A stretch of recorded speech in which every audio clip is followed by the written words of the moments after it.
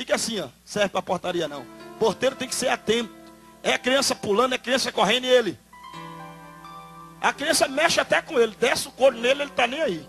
Esse é o porteiro Padre Cício. Agora o porteiro zeloso não. O porteiro zeloso ele fica atento. Mexeu, fez barulho, correu. Ele está em cima. Ele é tão zeloso que às vezes as pessoas acham ele chato. Mas não é zelo pela igreja do Senhor. Aí Deus mandou esse porteiro. E eu lá bagunçando nesse dia, correndo, pulando, plantando bananeira, fazendo diacho. Meu tio colocou uma ordem na igreja. Surgiu uma moda. Porque infelizmente as modas saem para o mundo. Quem compra primeiro é a igreja. A igreja é a primeira a comprar a moda do mundo. Meu tio colocou uma ordem que não podia usar uma saia que saiu lá no Nordeste. Era uma saia chamada Deus queira que não caia. Essa saia era tipo uma toalha. Enrolava, colocava um ganchinho assim. E qualquer vento derrubava ela. Então, a Assembleia de Deus proibiu as irmãs usar. E eu pulando ali, correndo, quando da fé eu vi uma moça usando a saia, Deus queira que não caia. Eu digo, essa é desobediente. Se eu arrastar a saia, meu tio vai achar bom, porque ela nunca mais vai usar, e eu vou ganhar um ponto com meu tio. Aí eu fiquei no corredor como esse aqui na igreja. Eu fiquei esperando uma hora ela entrar no corredor. Quando de repente aquela moça entra no corredor para ir tomar água. Ela vai, quando ela volta, eu digo, agora eu pego ela. Aí eu pego carreira no corredor. Vum! Quando passo perto dela, vá na saia. Aí Deus queira que não caia, caiu. Eu arrastei. Arrastei. A coitada ficou em desespero. A sorte dela é que lá no Nordeste, as moças, todo mundo, as mulheres, usa outra saia por baixo. É uma saia... Esqueci o nome da saia. É uma saia que elas põem por baixo. Como? Isso, é nágua. Ela usa uma nágua por baixo, é outra saia. Aí eu arrastei a de cima, aí ficou a de baixo. Foi o livramento. Senão ela ia ficar num aperto terrível. Aquele porteiro viu e viu a moça chorando. Ele chegou perto do outro porteiro e disse, mas rapaz, que menino danado é esse aí, que desde que começou o culto, que o cabra está pulando e correndo. Agora pegou a saia da moça, a menina está chorando ali, vou pegar ele. Aí o outro porteiro com medo, irmão, que tem gente que tem medo de família grande na igreja. Família grande não manda na igreja não, irmão. Quem manda na igreja é Jesus. Família grande sai, Deus manda outra. É. Aí o porteiro com medo disse, ó, mexe não. A família dele é a maior família aqui. O tio é o pastor, a irmã é dirigente da mocidade, a mãe dirigente do coral, dirigente de oração, os irmãos bateristas, a família maior é dele. Não mexe não. O porteiro disse, mas a igreja não é deles, a igreja é de Jesus. Ele vai parar de bagunçar agora que eu vou pegá-lo. Aí a mocidade tinha ido para frente da igreja cantar. E os bancos dela estavam vazios da mocidade. Eu comecei a pular de banco em banco. Pulava de um lado, pulava do outro. Pulando lá, brincando em cima do banco. Terrível, irmão. Vamos dar fé, aquele porteiro bem altão, bem zeloso, veio. Quando ele se aproximou de mim, ele deu um grito que eu quase caí de costa. Quando ele disse, menino, eu olhei e disse, opa, o que é que o senhor quer? Ele olhou para mim, bem sério, e disse, eu quero que você desça daí. Aí, bem autoridade, eu fiquei com medo dele. Desci. Aí eu já ia me embora. Ele, epa, venha cá. Aí eu fui. Ele disse, me dê sua mão. Eu dei a mão a ele. Quando eu dei a mão, aí já senti que o clima ficou ruim. Ele segurou e apertou. Eu digo, eita, negócio aí tá bom não. Aí quando ele apertou, eu fiquei com medo dele.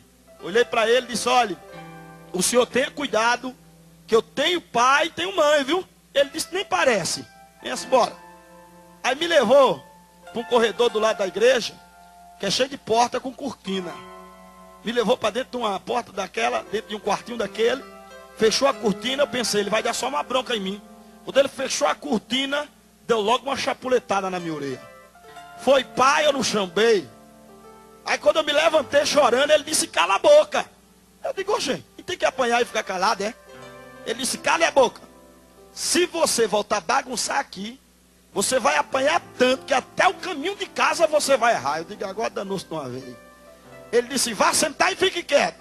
Irmão, eu nunca vi uma chapuletada fazer um camarada virar um santo. Eu virei um anjo. Não virei crente, não, era um anjo. Se Jesus chegasse naquela hora, eu era o primeiro a subir. Mas eu fiquei tão crente que até glória eu dava. É? Os meninos vinham para perto de mim, eu digo, vai para lá que aqui eu estou adorando. Olha para aí. Eita, chapuletada boa, viu? A orelha ficou vermelha. Aquele homem ficou escalado para ficar na portaria na terça e na sexta-feira. Aí passou um mês, a minha mãe viu que os outros dias eu bagunçava.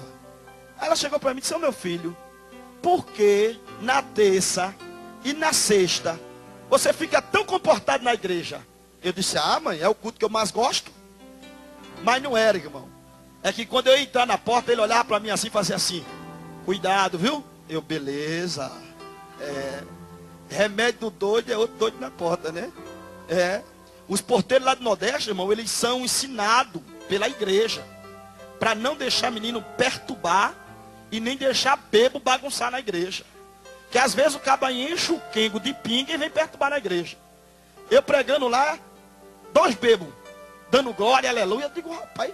Aí conversei com o pastor, eu digo: mas pastor, aqui está os bebos da glória. Ele disse: dá. Onde os bebos entram, eu já ensino os porteiros. Mas você pode ir lá em Recife, você vai ver que os homens mais fortes da igreja são os porteiros. Bem grandes, já para intimidar os cabras. Aí quando um bebo vai entrando na igreja, que o porteiro percebe, vai logo 3. Um entra na frente do bebo, um do lado, outro de outro. Aí os 3 já juntam o bebo e olha: se você bagunçar aí na igreja, aí vai levar você lá pro quartinho, vai estar num cacete tão infeliz, e só solta você amanhã. O bebo diz: nada, rapaz, eu vou adorar a Deus. Já entra dando glória. Eu pregando e o bebo, aleluia, dando glória. Eu digo: mas olha que coisa boa. Mas olha o remédio, bagunçou, o couro desce. Criança lá na igreja você não vê pulando e bagunçando não. No Nordeste você não vê não. Porque tem mãe, irmão, que traz o filho, solta o filho para bagunçar na igreja. O porteiro vai, reclama, ela acha ruim. Fica brava. Então não vá lá para no Pernambuco não. Porque se você for para lá, soltar o seu filho para bagunçar lá, ele vai apanhar. Se você chiar, apanha também. Lá o remédio é para todo mundo. Lá não tem negócio não. Ali, irmão, eu era muito terrível, terrível mesmo. Eu louvo a Deus que meu filhinho Jonathan canta. O negócio dele é tocar bateria, gosta de fazer barulho. Mas é uma benção. Não puxou o pai quando eu era pequeno, não. Eu era muito terrível. Eu não tinha amiguinho, eu brincava muito só. Eu sou filho da velhice dos meus pais. Quando meu pai estava em casa, ele fazia fazendinha no terreiro da usina que a gente morava para a gente brincar, eu e ele. E a minha mãe também, a minha mãe e o meu pai que me dava muita atenção. Mas um dia eu estava brincando com uma vassoura de cavalinho, andando ali ao redor de casa. Meu tio tinha ido passear na nossa usina, descansar. Ele amarrou uma rede no pé de manga de um lado para o outro, ficou lá deitado. E eu comecei a brincar, correndo para lá, para cá. Quando de repente eu vi o meu tio na rede. E ele roncava, aí eu digo: meu tio está dormindo. Fui lá perto dele, e ele estava dormindo. Eu digo: mas rapaz, como meu tio é folgado, come, agora vem deitar aqui, ninguém pode fazer barulho. Aí eu olhando para ele, eu olhei para a perna dele. Eu nunca tinha observado a perna de um homem adulto. E eu vi que a perna do meu tio era muito cabeluda. Aí eu puxei assim, aqueles pelos grandes. Aí eu achei estranho, eu olhei e disse: oxê, meu tio deve ter nascido com erro da ciência. Naquela semana, minha mãe tinha comprado caranguejo e tinha rapado as pernas do caranguejo com a faca. Eu digo: então eu vou limpar a perna dele e aproveitar que ele está dormindo. Aí eu fui atrás de uma faca, irmão. Só que a minha mãe sabia como eu era, ela colocava tudo no alto, as coisas, não dava para pegar. Aí eu desisti, não encontrei faca para limpar as pernas dele. Aí quando eu desisti, no muro da minha casa, lá não tinha energia, a gente usava candeeiro. Em alguns lugares chama lamparina. É uma latinha. E ali quando eu pego o candeeiro, tiro o pavio do candeeiro. Tem um produto que não é álcool, é querosênio, que eles põem para acender. Aí tirei o produto e fui passar na perna do meu tio. Aí dei massagem na perna dele, passei. Quando eu estava dando massagem com o querosene, ele acordou. Ele olhou para mim assim, meio assustado. Aí eu passei a mão, dei uma risada para ele. Aí ele disse: coitadinho do meu sobrinho, tão bonzinho. E o povo diz que o bichinho é endemoniado. Aí fazendo carinho pro tio dormir, eu digo: é verdade, durma. Aí o meu tio foi dormir, irmão, ficou dormindo. E eu brincando com a vassoura, já tinha dado a massagem nele. Quando eu vi que ele estava dormindo, eu voltei. Eu digo: agora é a hora da operação geral. Aí peguei o fósforo e pum, toquei fogo. Meu tio levantou, irmão, parecia filme de terror. Correndo, gritando desesperado. queimou o corpo do meu tio inteiro, deu queimadura de 3º grau. Quase que o meu tio morre. Eu tinha um instinto, irmão, dentro de mim terrível. Meu tio sendo queimado vivo e eu achando aquilo tão engraçado. Ele gritando e eu morrendo de rir. Mas depois que a minha mãe ajudou, que apagou o fogo dele, minha mãe me deu um couro que eu nunca esqueci, irmão. Me deu um couro e colocou 1 hora de joelho com milho debaixo do joelho. Para arrebentar os milhos, ficou tudo no meu joelho. Era o castigo lá, é esse. Minha mãe, quando ia trabalhar, ela procurava as pessoas para me deixar. Ninguém queria ficar comigo. Olha como eu era tão bonzinho, ninguém. As meninas, não pode levar para lá. Lá no Nordeste, elas dizem assim, quem colocou seu Mateus é que balance ele. A minha mãe foi escalada para ir ao Recife, porque meu avô morava no Recife, e a minha mãe era a única da cidade que a gente morava, na usina, que andava um pouco no Recife, sabia andar. Porque São Paulo é perto daqui, né? Dá o quê? Quantos quilômetros? 80 quilômetros. Mas tem irmã que só está ela lá em São Paulo, ela só vem daqui uns 3 meses. E olha lá se acertar voltar. Que é a cidade, quem mora no interior, quando vai na cidade grande, fica perdidinho. E a minha mãe sabia andar no Recife. As irmãs juntaram o dinheiro e deu para minha mãe e comprar o pano para fazer a farda do ciclo de oração, da festa das irmãs. E eu fui com a minha mãe, peguei o trem na cidade de Ribeirão. E fomos para a cidade do Recife, a capital de Pernambuco. Chegando em Recife, descemos numa estação de trem, chamada 5 Pontas. Descendo no Recife e fomos ao centro. Compramos o pano para fazer a farda do círculo de oração. A minha mãe era profeta, irmão. Quando ela chegava na igreja, as irmãs olhavam para ela e as irmãs que não conheciam diziam, olha, é aquela ali. Aquela irmã ali que é o vaso de Deus. É aquela que Deus usa. Minha mãe era muito usada e as irmãs gostavam muito da minha mãe. Mas Deus resolveu provar minha mãe. De uma provação dura.